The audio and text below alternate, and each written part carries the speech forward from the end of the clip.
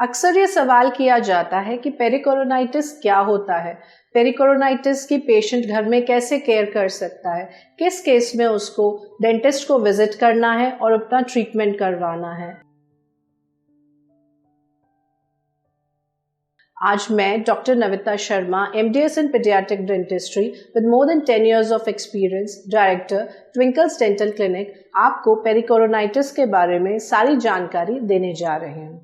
Pericoronitis क्या है, क्यों उसको पेरिकोरोनाइटिस बोला जाता है? ये एक तरह से मसूड़े का इन्फ्लेमेशन यानी उसका सूजन ही है, लेकिन ये आपके जिंजाइवल इन्फेक्शन से थोड़ा अलग होता है। जिंजाइवल इन्फेक्शन यानी मसूड़ों का इन्फेक्शन कई कारणों से हो सकता है, लेकिन पेरिकोरोनाइटिस अक्सर जो है किसी दांत के पूरी तरह से न निकलने की वजह से होता है। पेरिकोरोनाइटिस अक्सर अकल दाढ़ के निकलने से और पूरी तरह न इरप्ट होने से, यानी कहने का अर्थ ये है कि या तो वो थोड़ी जगह बनाने की कोशिश कर रहा है दांत, या जिस जगह दांत को आना है वह अपनी जगह पे ना आकर आड़ा टेढ़ा आ रहा है। इसकी वजह से क्या होता है कि मसूड़े में सूजन आ जाती है, मसूड़ा कटना शुरू हो जाता है और पेशेंट को दिक्कत होने लग जाती है। तो ये था कि पेरिकोरोनाइटिस होता क्या है।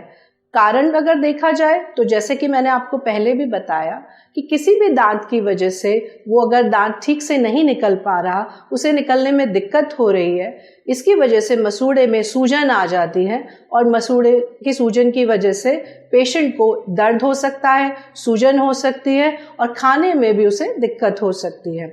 यह अक्सर अकल दाढ़ की जगह पर देखा जाता है। तो अब बात करते हैं कि अगर किसी को पेरिकोरोनाइटिस हो गया है और उसको दिक्कत हो रही है तो वो घर में क्या कर सकता है।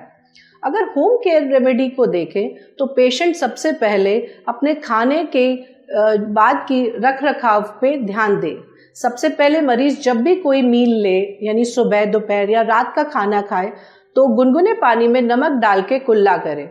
प्रॉपर ब्रशिंग, प्रॉपर रिंस करने से उस जगह पे जो खाना फंस रहा है वो फंसना बंद हो जाएगा। पेरिकोरोनाइटिस अगर हो गया है और पेशेंट उसकी साफ सफाई अच्छे से रखेगा तो जो खाना फंस रहा है वो फंसना बंद होने से उसको दिक्कत कम होगी। अब अक्सर सवाल पेशेंट के दिमाग में ये आता है कि अगर पेरिकोरोनाइटिस हो गया है तो किस केस में वो डेंटिस्ट को विजिट करे और उसका ट्रीटमेंट ले। तो मैं यहाँ बताना चाहूंगी कि पेरिकोरोनाइटिस आप अपने घर बैठे ट्रीट नहीं कर सकते, सिर्फ उसके सिम्टम्स को थोड़ा माइल्ड कर सकते हैं। कहने का अर्थ ये है कि अगर आपको बहुत ज़्यादा सूजन है, बहुत ज़्यादा दिक्कत है, तो प्रॉपर सफाई रखने से, उस जगह को क्लीन रखने से आपके सिम्टम्स में थोड़ी सी गिरावट आ जाएगी, आप थोड़ा बेहतर महसूस करेंगे। लेकिन फिर भी ट्रीटमेंट के लिए आपको डेंटिस्ट के पास जाना ही पड़ेगा।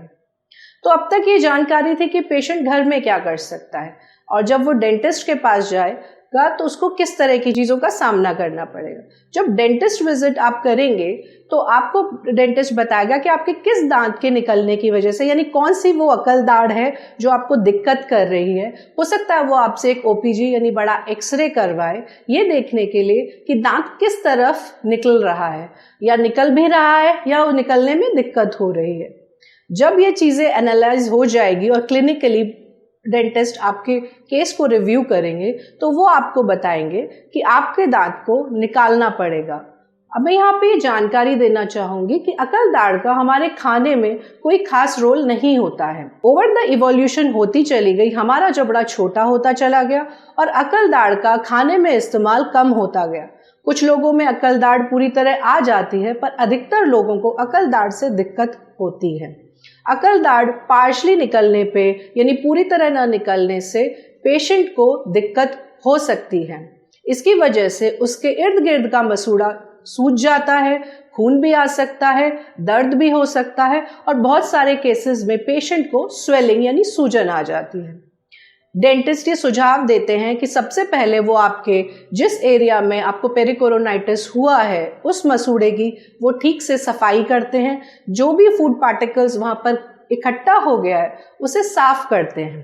पूरी तरह उसे साफ करने के बाद अक्सर डेंटिस्ट आपको एंटीबायोटिक्स प्रिस्क्राइब करते हैं, जिससे जो वो मसूड़े की सूजन आई है उसमें आपको राहत मिले, और आपको एडवाइस करते हैं कि आप जो भी दांत जो इरप्ट नहीं हो पा रहा है, दिक्कत कर रहा है, उसको एज अर्ली एज पॉसिबल निकलवा दें। अगर आप ऐसा नहीं करते हैं तो हो सकता है एक बार के लिए आपके सिम्टम्स माइल्ड हो जाएंगे, आपको थोड़ी दिक्कत कम होगी, लेकिन ये दिक्कत अक्सर आपको आ सकती है। यानी शायद आप एक बार ठीक हो जाएं, लेकिन दोबारा अगर वो दांत आपको दिक्कत कर रहा है तो आपको पेरिकोरोनाइटिस फिर से हो सकता है।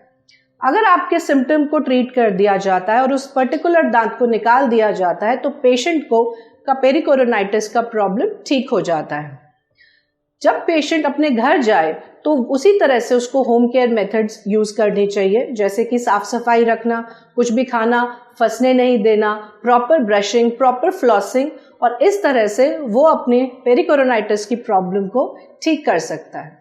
तो ये थी सारी जानकारी पेरिकोरोनाइटिस के बारे में। मैं उम्मीद करती हूँ कि आपको ये वीडियो एजुकेटिव लगा हो और ये आपकी सहायता करे, ताकि अगर किसी को, आपके जानने वाले को भी पेरिकोरोनाइटिस की दिक्कत हो तो आप उसकी इस वीडियो के माध्यम से मदद कर सकते हैं। Thank you.